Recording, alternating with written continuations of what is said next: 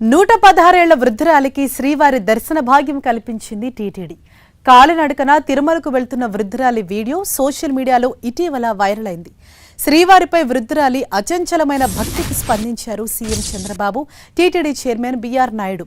వృద్ధ భక్తురాలితో పాటు ఆమె కుటుంబ సభ్యులకు ప్రత్యేక దర్శనం చేయించాలని నిర్ణయించుకున్నట్లు ఆమె వివరాలు తెలియపలగరని నిన్న ఎక్స్లో టీటీడీ చైర్మన్ పోస్ట్ పెట్టారు.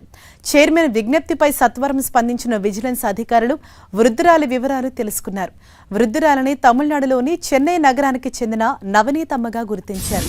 టీటీడీ చైర్మన్ నిర్ణయంతో ఇవాళ ఉదయం వృద్ధురాలితో పాటు ఆమె కుటుంబ సభ్యులకు వీఐపీ బ్రేక్ దర్శనం కల్పించారు. వృద్ధురాలిని బయోమెట్రిక్లో దగ్గరుండి దర్శనానికి చైర్మన్ కార్యాలయ సిబ్బంది తీసుకెళ్లారు. రంగనాయకుల మండపంలో వృద్ధురాలికి అర్చకులతో దగ్గరుండి వేదాశీర్వచనం చేయించి పట్టు వస్త్రం కప్పి తీర్థ ప్రసాదాలను అందజేశారు టీటీడీ ఈవో ముద్దాడ రవిచంద్ర. వృద్ధురాలికి నమస్కరించి ఆశీర్వాదం తీసుకున్నారు. ఆ స్వామివారి రూపంలో టీటీడీ చైర్మన్ తమ అమ్మమ్మతో పాటు కుటుంబానికి మంచి దర్శన భాగ్యం కల్పించారన్నారు వృద్ధురాలి కుటుంబ సభ్యులు.